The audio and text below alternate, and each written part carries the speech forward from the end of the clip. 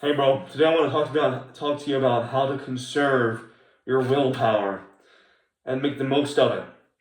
So we all know that model of, willpower is like a battery. So be careful how you use it.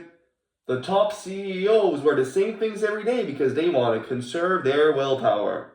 So look, this is some really cliche phrases and a lot of people know, and if you didn't, you know now. So these are actually quite legit. There is something called decision fatigue. For example, there's this book called The Power of Habit. 100% would recommend it. And I did the research for you here. So I'm going to transfer all of my knowledge to you. So in this book, Charles Duhigg, the author, talks about how judges, if you go to ask for parole, so you want to leave jail and you apply to do that, basically. If you go to the judge and say, yo, homeboy, I'm going to get out of jail. If you do it before lunch, you are significantly, and I mean significantly, like around, I believe, 40%, 50%, more likely to be rejected than if you simply ask after lunch. Why? After lunch, the guy's chilling. The guy chilled at lunch, taught all his homies, came back, and now he has more willpower to make decisions. Now imagine you're someone consistently faced with existential threats. You're the damn president. You're the damn CEO. Or you're someone who's trying to get off YouTube. You're someone who's trying to stop watching TikTok. You're someone who wants to stop binge eating. Then your willpower is everything, isn't it? Everybody always talks about these methodologies, blah, blah, blah, how to not relapse, how to get rid of this addiction, this, that, do this, eat a powder, inhale air.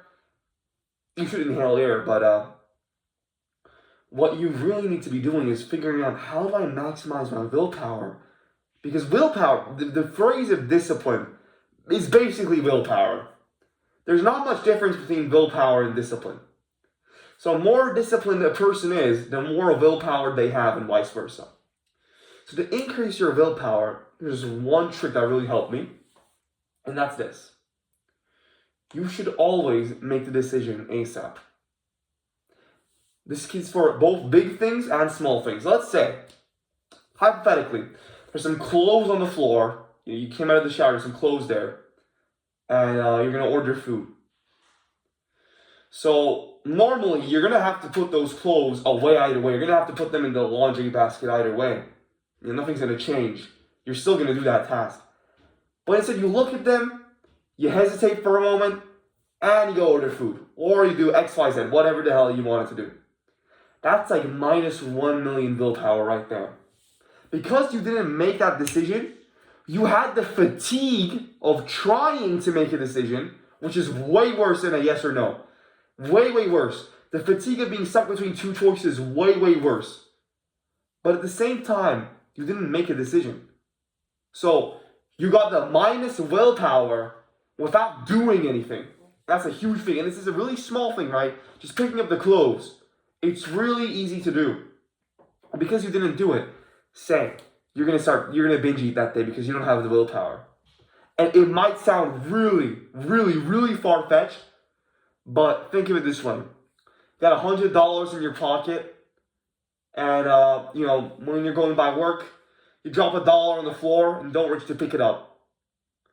Then you go to work and you realize that you have to buy whatever for your car. You have to buy gas, but they don't let you buy below $100.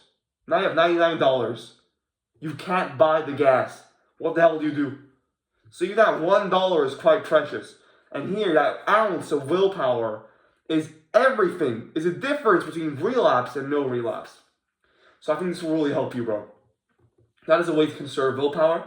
Also, look, you've heard it everywhere. Sugar is bad. It's bad for your health. It's bad for whatever the hell. Anything on earth, look up any disease and like sugar. You'll find some sort of link. Look up any sort of mental health issue. Sugar, you'll find some sort of link. So what I'm suggesting to you is drop the sugar. Because when you eat sugar, or things high in sugar, or drinks high in sugar, what happens is that your sugar maxes out, right? So in that period, say, you might, for example, be really good at maximizing something. You might be very cheery. And you aren't very good at work. 15 minutes later, you crash. You won't realize it that much, but you'll be sluggish, you'll be lethargic, and you will not feel the same as before. So what will happen is that you will have less willpower because you will feel truly tired. And this is where sleep comes in too. So when you sleep, you also recharge your willpower. So imagine if you look at TikTok before bed, a light's open, looking into a screen, have terrible sleep, complain about it, and then, you got 4 hours a night. You think you're going to be able to make decisions on that? Ain't no way. The richest men on earth, the richest people on earth, make time to sleep. There are CEOs sleeping 9, 10, 11 hours a day. That's how much they value it.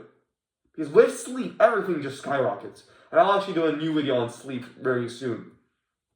So, what are the 3 things you should focus on? Now, I could have listed to you like 24, 50, 75 things. But after doing these 3 things, all the others is like a 1% change. These 3 things are like 80 to 90% of having the optimal amounts of willpower. So again, I'll repeat. Make the small decisions and the big decisions ASAP, in a split second. Because you're going to make that decision anyways. It doesn't matter. If you're stuck between 2 decisions, roll a dice, man. If you can't choose, it's better to just randomly choose one of the 2 because both are equivalent, right? You're not saying that one is better than the other if you can't choose. If one is truly better than the other and the other is like a vice, a pleasure activity, an addiction, you got to choose the one that is actually beneficial for you. 2, eliminate sugar. 3, sleep 9 hours a day. That's all, really. Trust me, implement these 3 things.